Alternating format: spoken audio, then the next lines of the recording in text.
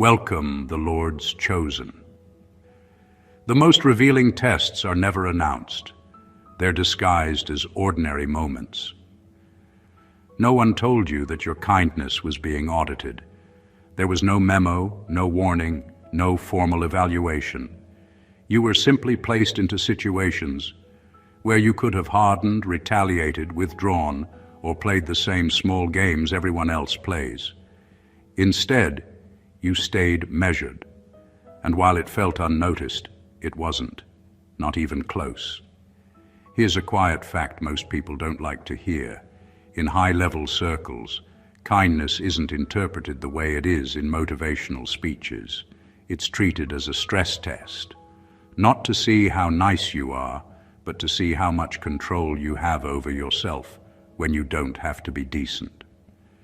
Studies in leadership psychology consistently show that individuals who remain fair and composed under social pressure are more likely to be trusted with influence than those who assert dominance early.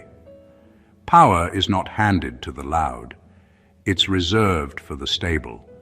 What makes this uncomfortable, and slightly funny if we're honest, is that while you thought you were just being human, others were busy exposing themselves. One person took advantage. Another mistook calm for permission.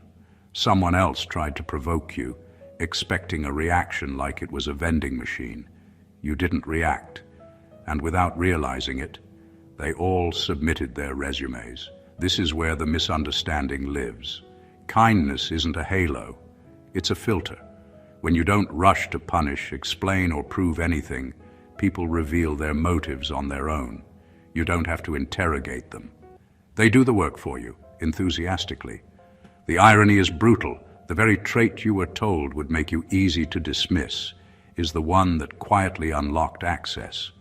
Because anyone can be aggressive, anyone can posture, but sustained composure, restraint without fear, a calm presence that doesn't beg for respect, that's rare, that's expensive, and that's exactly why it gets noticed. So if you ever wondered why doors started opening differently, why certain people began watching you more carefully, or why your presence suddenly carried weight without effort, this is why. Your kindness wasn't a weakness, it was a test. And while you were busy minding your character, someone was handing you the master key. Number 1, your kindness exposed who thinks in transactions and who thinks in principles. Most people don't operate on values. They operate on exchange rates. They give attention expecting loyalty. They show respect expecting obedience. They help, but only long enough to secure a return. That's not evil, it's common. What's rare is offering kindness without quietly opening a mental ledger. And the moment you did that, you split the room without saying a word. Transactional thinkers felt uncomfortable around you. They kept waiting for the invoice. They replayed your actions in their heads, trying to figure out what you wanted, because in their world, nobody gives without an angle. Your calm generosity didn't inspire gratitude. It triggered suspicion. They started acting guarded, overly nice, or strangely distant. That wasn't confusion. That was exposure. Principle-driven people reacted differently. They didn't rush to repay you or perform loyalty. They stayed steady. They respected the act without trying to own it. They understood that some people move from an internal code, not from negotiation. And those people recognized you instantly, the same way experienced swimmers recognize someone who doesn't panic in deep water. This distinction matters because transactions create dependency, but principles create trust. When kindness is used as a currency, it runs out. When it comes from values, it compounds quietly. You showed which camp you belonged to, and without realizing it, you forced everyone else to reveal theirs. Some leaned in. Others started testing boundaries. A few tried to exploit the moment, assuming generosity meant flexibility. That assumption always tells on itself. What made this powerful wasn't the kindness itself. It was the consistency. One-off generosity can be performative. Steady decency under no obligation is not. It tells people you don't need leverage to act right. You don't need praise to stay balanced. And that scares anyone whose entire identity is built on keeping score. Here's the part most people miss. This wasn't about morality. It was about orientation. You showed you weren't wired to bargain with your character. And in environments where influence actually matters, that trait is quietly prioritized. Not because it looks good, but because it's predictable under pressure. So while others were busy calculating gains, you were unconsciously sorting the room. And the truth is simple and unsettling. Once people reveal how they think, they can never hide it again. Number 2, you proved you could hold power without announcing it. Most people announce power the moment they get a taste of it. They raise their voice, tighten their posture, start correcting others, or suddenly need to be seen as the one in charge. It's not confidence. It's insecurity trying to lock the door before someone questions the key. You didn't do that. And that's silence, not the loud kind you asked me to avoid, but the absence of performance told a deeper story. You showed control without needing witnesses. You didn't rush to dominate conversations or turn every moment into proof of intelligence. You let things unfold. That alone set you apart, because people who actually understand influence know it doesn't need constant reinforcement. Power that has to announce itself is already unstable. What unsettled others was how comfortable you were not taking up unnecessary space. You didn't interrupt to assert relevance. You didn't correct people just to feel superior. You allowed room for others to talk themselves into clarity or confusion. That restraint isn't passive. It's deliberate. It signals that you're not afraid of losing attention, because attention isn't your source of authority. Those who rely on noise to feel important started to feel exposed. Your calm presence made their effort look excessive.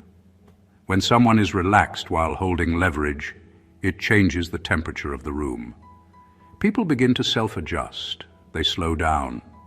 They choose words more carefully, not because you demanded respect, but because something in your demeanor suggested you could walk away without losing ground. This is the kind of power that can't be trained easily. It comes from internal order, from knowing you don't need to win every exchange to win overall. You didn't react to provocation or rush to prove depth. You let patterns reveal themselves over time. That patience is expensive. Very few can afford it, which is why it's noticed by the right eyes. Here's the quiet truth. Announcing power is about control. Holding power without announcing it is about trust in self. You showed that you didn't need to grip the steering wheel tightly to keep the car on the road. And in environments where decisions shape outcomes far beyond the moment, that kind of composure isn't just respected, it's selected. Without posturing, without force, you demonstrated that you could be trusted with more, and that realization lingers long after the room empties. Number 3, you demonstrated emotional surplus in a scarcity-driven world. Most people operate in constant deficit. They measure every action, every word, every gesture against what they might lose. Love becomes a transaction, kindness becomes a risk, and trust becomes a commodity that's rationed like water in a desert. That's the default mode for the majority. They are emotionally bankrupt without even realizing it. Then you arrive moving through the same environment, but carrying something they can't understand: emotional surplus. You had more than enough patience, more than enough composure, more than enough calm to offer freely, and that immediately set you apart. This isn't about being cheerful or naive.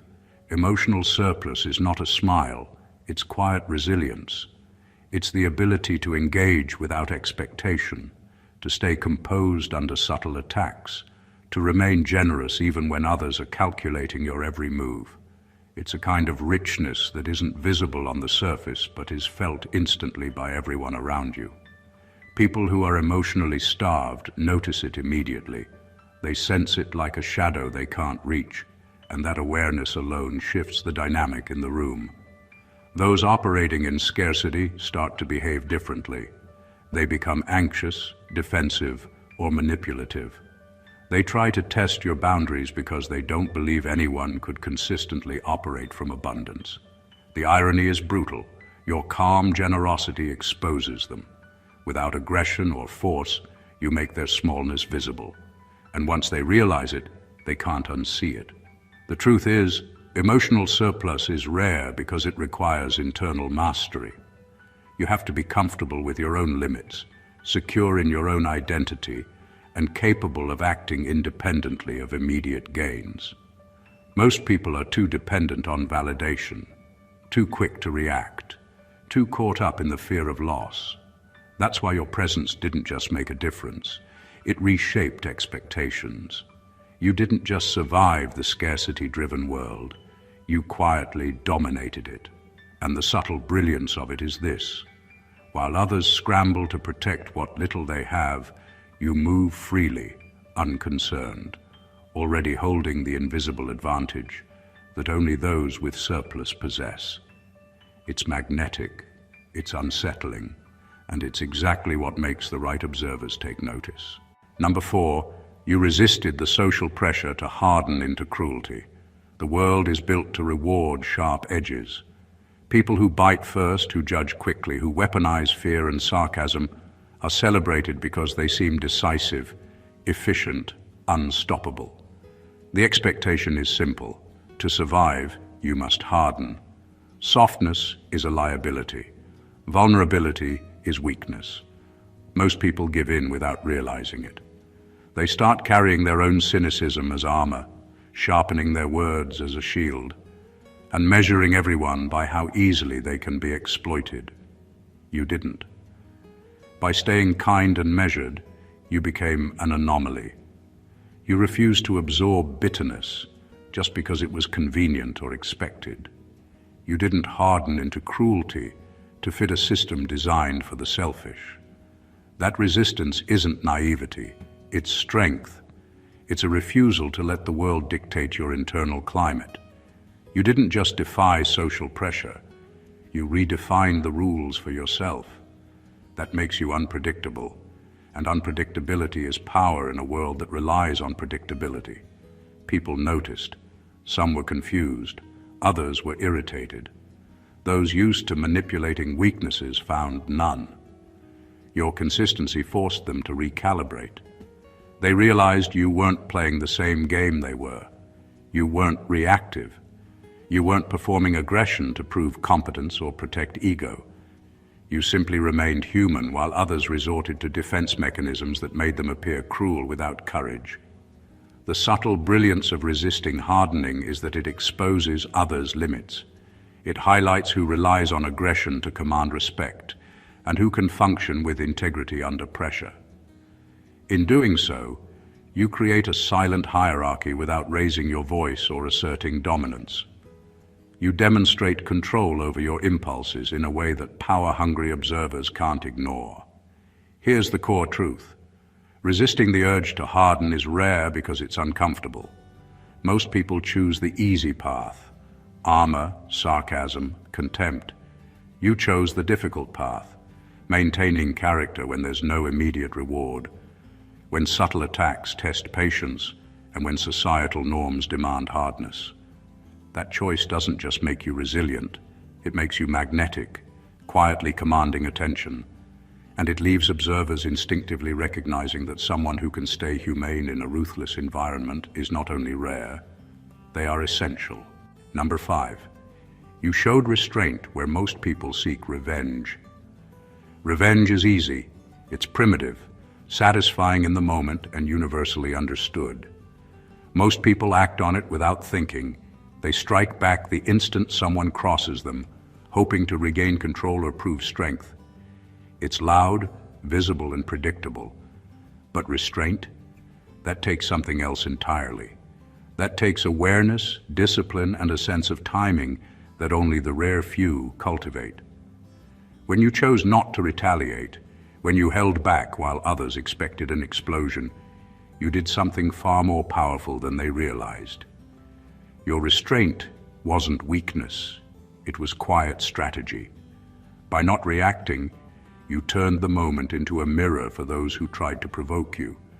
Their aggression revealed their character. Their impatience exposed their motives. While they were busy seeking instant satisfaction, you were gathering information without moving a muscle. You let them expose themselves over and over, like a slow reveal of the cards they were holding. Every attempt to trigger you became a test they failed without even knowing it. People don't respect everyone who can hold back. They respect the ones who do it without appearing to do it. There's no performance in your control, no posturing. Just a calm, steady presence that signals, I am not at the mercy of impulse. I can choose my actions. I can choose when and how I respond. And in that choice lies authority. Not loud authority, but the kind that shifts dynamics quietly, leaving others guessing, recalculating, and ultimately respecting your invisible influence. Restraint also communicates a kind of independence. You don't need approval or revenge to feel whole. You're not chained to the whims of someone else's actions or the fleeting highs of reactive satisfaction. That makes you unshakable, untouchable in ways that aggression never achieves. While others burn energy on petty scores, you move forward with clarity and control, and the ripple effect is undeniable. In the end, choosing restraint over revenge doesn't just change how people see you. It changes the game itself. You demonstrate that real power isn't about who hits first. It's about who decides, calmly and deliberately, who moves and when.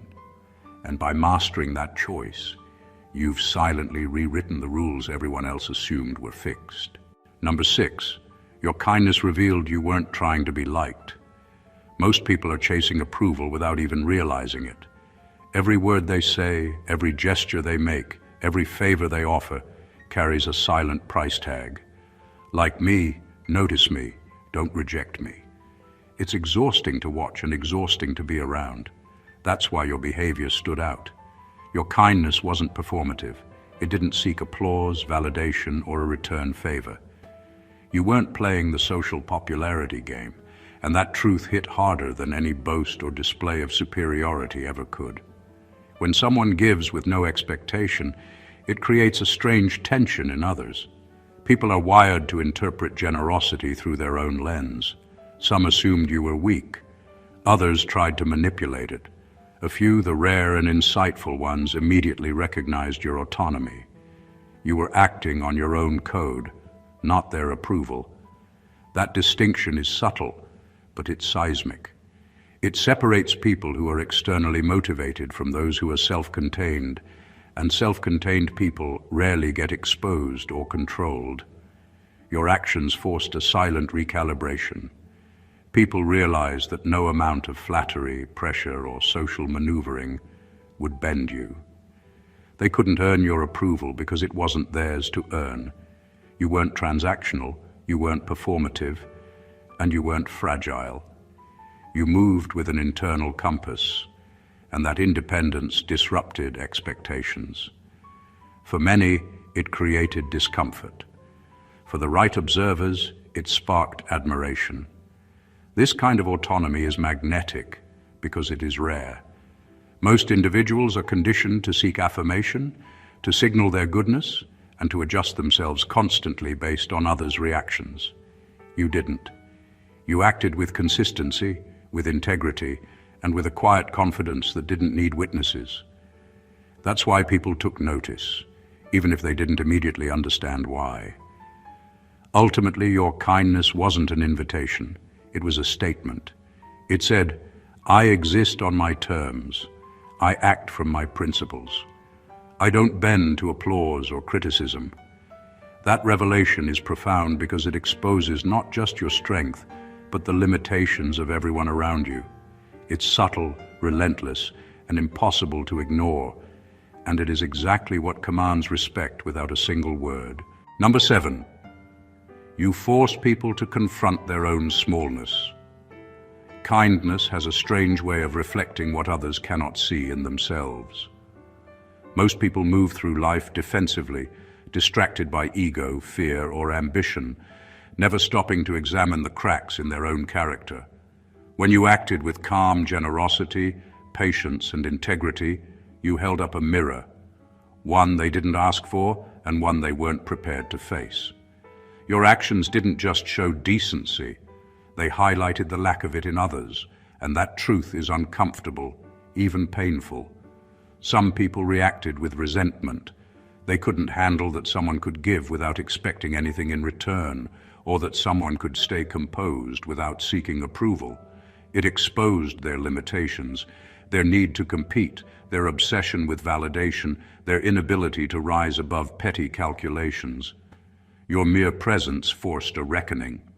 Those who relied on manipulation, ego, or hidden agendas suddenly became painfully aware of their own smallness, because it was contrasted against a quiet, unshakable strength. The brilliance of this is that you didn't have to do anything dramatic. You didn't call anyone out or make grand gestures. You simply existed on a level of self-possession and principle that others couldn't fake. That disparity was enough. It created tension without confrontation, discomfort without accusation, and understanding without explanation. People either adjusted themselves, resented silently, or began to respect the unspoken authority you carried. What makes this extraordinary is that most people never experience it. Rarely does someone's character challenge the insecurities of those around them without trying. You demonstrated that influence isn't about showing off power. It's about revealing truths that others are too small to confront themselves. In that process, you reshaped how they see not just you, but their own limitations. By forcing others to confront their own smallness, you did something subtle but seismic. You weren't seeking to dominate or belittle. You simply acted with a consistency and integrity that illuminated the cracks in their armor. And in doing so, you quietly established a position of authority, respect, and influence that no performance or words could replicate. Number 8, you proved you can move without external validation. Most people are addicted to approval without realizing it. They constantly check reactions, wait for nods, or adjust their behavior to fit the expectations of the room. Every action is a performance. Every word a test to see if they are accepted. That's exhausting, not just for them, but for anyone around them. You didn't play that game. You moved through situations anchored in your own internal sense of right and wrong, without seeking applause or reassurance. That alone is rare, and it's unsettling for those who rely on external validation to define themselves. By operating independently of others' opinions, you became unpredictable and unexploitable. People couldn't manipulate your choices with flattery, pressure, or subtle threats, because your motivation came from inside, not from their reactions. That's a kind of freedom most never experience, and it communicates power silently, without theatrics. Observers can sense it immediately. There's a weight to someone who doesn't need permission to act, or confirmation to feel complete. Your independence also exposed those around you. People who rely on approval noticed how futile their attempts to influence or impress you were. Some reacted with discomfort, others with thinly veiled frustration, and a few with grudging respect. In refusing to perform for validation, you forced them to confront their own dependence on external acknowledgement, and that revelation is quietly intimidating. This ability to act without validation also gives clarity and consistency. When you're not swayed by applause or criticism, you make decisions with precision. You aren't pulled off course by noise or emotional manipulation. That makes your influence long-lasting because it's reliable. People begin to trust not your words, but the steadiness behind them. Ultimately, moving without external validation signals autonomy, resilience, and self-possession. It's magnetic because it's rare, unsettling because it exposes others' weaknesses, and powerful because it cannot be bought, negotiated, or coerced. In a world obsessed with reactions, you demonstrated the ultimate form of independence, the kind that commands attention quietly, reshapes dynamics effortlessly, and leaves others recalculating their own place in your orbit. Number 9, you passed the endurance test most don't even know exists. Life rarely tests people with obvious challenges. Most trials are subtle, disguised as routine interactions, repeated annoyances, or invisible pressures that slowly wear down patience and character. The endurance test you passed wasn't flashy. It wasn't a dramatic confrontation or a crisis that everyone notices. It was the quiet, relentless proving ground of consistency under pressure. The kind of test most people don't even recognize until they fail it. You didn't just survive it, you excelled. This test is simple in theory, but brutal in practice. Can you remain composed, generous, and principled when there is nothing to gain and everything to lose? Most people give in quickly. They react impulsively, grow cynical, or adjust themselves to the expectations of others. They chase short-term wins to soothe discomfort. You didn't. You stayed steady while others revealed their weaknesses. That endurance exposed you as someone who doesn't rely on circumstance or applause to dictate behavior. Passing this test also meant observing the world with clarity while remaining unaffected by its noise. You noticed who tried to exploit situations, who acted out of fear or envy, and who crumbled under invisible pressure. Others may have thought they were watching you closely, but in reality, you were quietly collecting data while maintaining an inner calm they couldn't touch. That combination of observation and restraint is rare, and it signals control that goes far beyond surface-level competence. The truth is, endurance is invisible but devastating in its effect. People underestimate it because it doesn't scream or demand attention, yet it reshapes relationships and opportunities. Those who recognize it understand instantly, this person is unshakable, reliable, and impossible to manipulate through conventional tactics. By passing a test most don't even realize exists, you didn't just prove strength. You revealed an almost surgical precision in character. You demonstrated that influence isn't about force or spectacle. It's about surviving the subtle pressures that reveal who can endure, who can lead, and who will ultimately be trusted when stakes are high and the world expects cracks. You passed that quietly, decisively, and with an authority few will ever fully comprehend. Number 10, you signaled long-term thinking in a short-term world. Most people live in the immediate.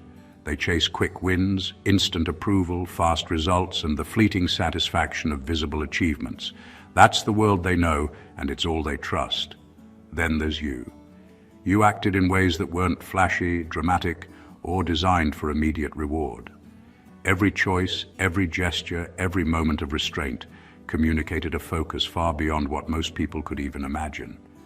You weren't just playing the game of today, you were building the rules for tomorrow. Long-term thinking is rare because it's invisible. People can't always see the subtlety behind delayed action or measured responses, so they mistake patience for passivity or calculated generosity for weakness. But anyone paying attention sees the pattern: consistency under pressure, restraint when provoked, kindness without expectation. These aren't random acts, they're investments. And while others were busy reacting, chasing applause, or securing short-term gains, you were quietly creating leverage that compounds over time. This kind of foresight unsettles people who only operate in the short term. They don't understand why you don't need immediate validation, or why you don't react to provocation the way they expect. Your calm signals that you're playing a different game, one where the board is measured in months and years, not minutes and hours. That subtle difference changes how people treat you. Some become uneasy, realizing their tactics won't land. Others start to respect the patience and precision you carry, even if they can't articulate why. The genius of long-term thinking is that it isn't visible until it's undeniable. By consistently operating from principle, acting with restraint, and staying composed without needing applause, you create an influence that silently grows. People who notice it can't help but take it seriously. Your actions demonstrate that real impact doesn't rely on immediate gratification or visible recognition. It relies on foresight, consistency, and the courage to act beyond the horizon. In a world obsessed with speed, your ability to think long-term signals power, stability, and rare intelligence. It's quiet, it's relentless, and it can't be rushed, bought, or imitated. You showed that real influence is about planting seeds, while everyone else is scrambling for fleeting applause, and eventually, the harvest is unmistakable. Number 11. You revealed an internal code that can't be negotiated. Most people live by invisible contracts. They compromise their principles when the price seems high, bend under pressure, or adjust their values to fit circumstances. It's subtle, almost imperceptible, but it's everywhere. What makes you stand apart is that you operated by an internal code that doesn't bend, doesn't compromise, and doesn't negotiate. Your actions weren't random or reactive. They were guided by a consistent, unspoken standard that no one could sway, manipulate, or exploit. That consistency is powerful because it creates predictability in a world built on chaos. People who rely on manipulation, deceit, or leverage immediately realize they've encountered someone who cannot be moved by conventional tactics. You don't need reminders, applause, or incentives to act with integrity.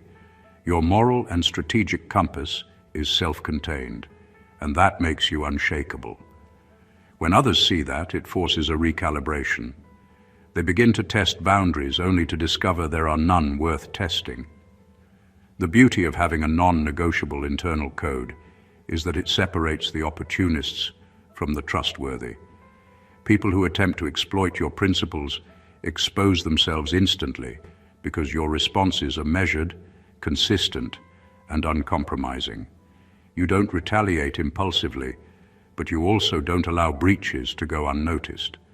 That balance of patience and firmness is rare, and it signals authority without needing announcement. This trait also builds invisible power over time.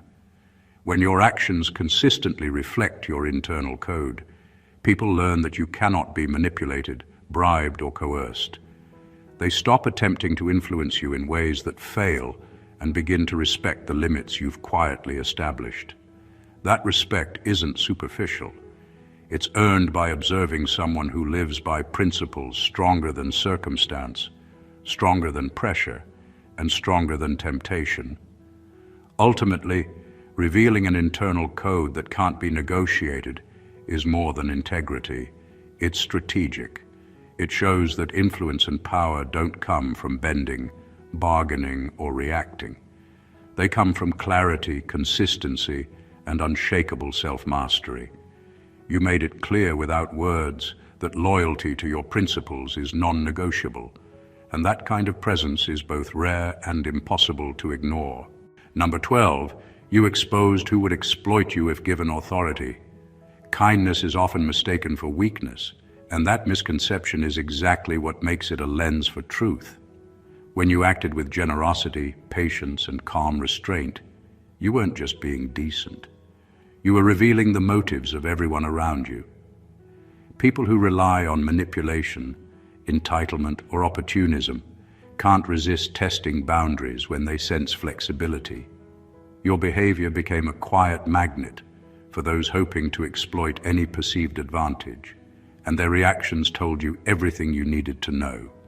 This exposure is subtle but devastatingly effective. Someone may smile, nod, or seem agreeable, but the moment you extend trust or show leniency, their true intentions surface. Some try to overstep, others push for favors, and a few attempt to control situations behind the scenes. While they think they're getting away with opportunism, you're observing, cataloging, and learning. Your restraint doesn't just prevent exploitation, it actively identifies who cannot be trusted with real influence. The brilliance of this is that it doesn't require confrontation. You don't have to call anyone out, argue, or assert dominance. Simply by acting with consistency, fairness, and unshakable composure, you force the hidden agendas of others into the open. People inadvertently reveal their character when they expect you to be pliable, and that insight is more valuable than any conversation or test. It's like a filter that separates the opportunists from the reliable. Recognizing who would exploit you if given authority is a rare form of intelligence. Most people are blind to it until damage is done. You, however, learned it preemptively, turning interactions into information without losing dignity or presence. That knowledge changes everything. It informs who you align with, who you trust, and how you structure relationships and influence. By exposing who would exploit you, you claimed invisible power. You didn't just act, you revealed the truth about everyone else. That's strategic mastery disguised as simple kindness. And once you know who can be trusted and who cannot, you gain the kind of clarity that most people spend their whole lives chasing without ever finding. Number 13. You showed you can remain human without becoming naive. Most people believe that staying kind, patient, and compassionate automatically makes them vulnerable. They think generosity equals gullibility, empathy equals weakness, and calmness equals being easily taken advantage of. You shattered that misconception. You demonstrated that it's possible to retain humanity, grace, decency, and moral clarity, while simultaneously understanding the darker sides of people and situations. You didn't confuse awareness with cynicism, and that balance is rare. Remaining human in a world that rewards aggression is a quiet form of power. You didn't have to prove intelligence or toughness through confrontation, manipulation, or fear. Your compassion was neither a performance nor a tool. It was a reflection of your principles. At the same time, you weren't naive. You noticed hidden motives, subtle manipulations, and the small tests people set without making them your problem. That's what separates ordinary decency from strategic presence. You retained empathy without surrendering leverage, kindness without giving control, and patience without letting yourself be underestimated. This combination unsettles most people. Those who rely on aggression, deceit, or fear to assert themselves find your balance impossible to predict or manipulate. They expect pushback or panic. Instead, they encounter calm clarity. You see, true understanding of human nature doesn't require stoicism or hardness. It requires observation, patience, and integrity. And by practicing it, you became someone whose decisions are respected, whose character cannot be easily exploited, and whose presence quietly influences others. The brilliance of this is that it doesn't make a show. It doesn't need applause, acknowledgement, or validation. Your humanity becomes a lens through which others' intentions, limitations, and capacities are revealed. People recognize it instinctively, even if they can't articulate why. By remaining human without being naive, you achieved what most people never even attempt, a rare kind of strength that is subtle, unshakable, and magnetic.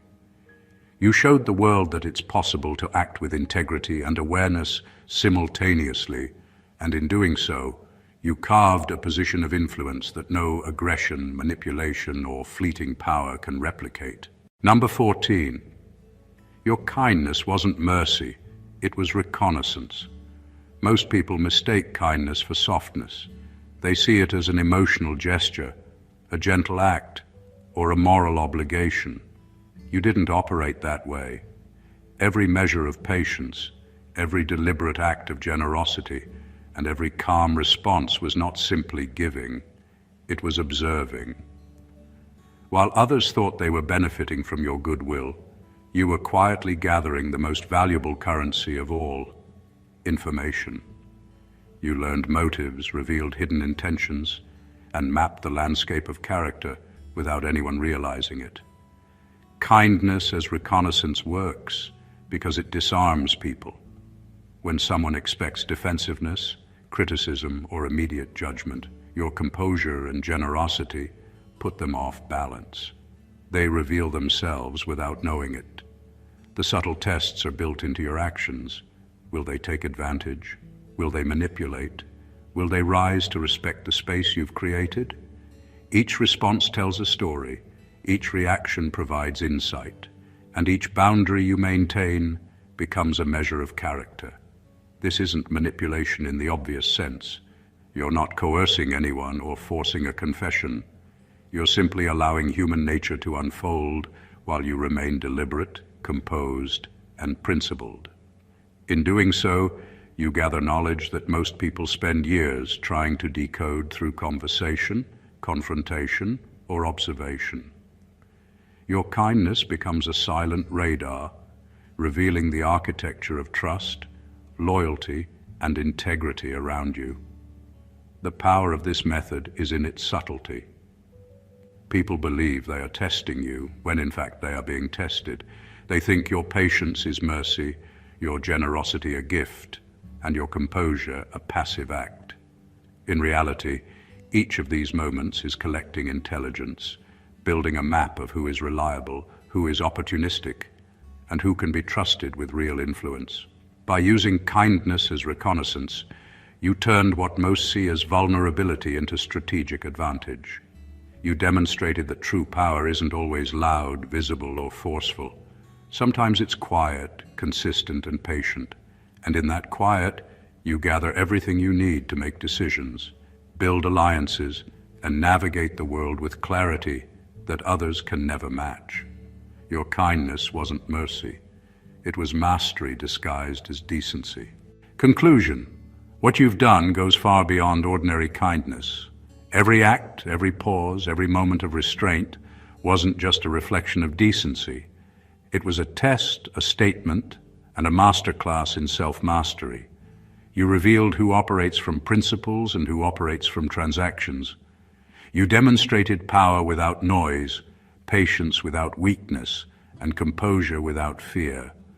You moved through a world obsessed with reaction, approval, and short-term gain while quietly gathering insight, establishing influence, and setting the standard for integrity that others could only measure against. Your kindness became a filter. It exposed motives, revealed weaknesses, and illuminated truths that people spend lifetimes trying to uncover. By remaining human, you kept your morality intact while seeing the world clearly. By acting without expectation, you showed that autonomy, foresight, and internal strength are far more compelling than any performance of power. Each subtle choice, whether it was restraint, generosity, or calm observation, was a strategic move that positioned you ahead of everyone else, silently earning respect, understanding, and influence without a single word of explanation. This is what separates those who are truly set apart from those who merely pretend. It's not loud, it's not performative, it's steady, consistent, and quietly unshakable. And the result is unmistakable. You hold insight, influence, and authority that others spend a lifetime chasing, all while appearing calm, kind, and principled. That is the essence of mastery, disguised as human decency. If this resonates with you, make sure to be part of this journey. Subscribe to the channel, like the video, drop a comment with your thoughts, and share it with someone who needs to see this. Knowledge like this grows when it's passed on, and your engagement is what keeps the conversation alive. Step into this understanding, own your mastery, and watch the world respond in ways you never expected. Stay blessed always.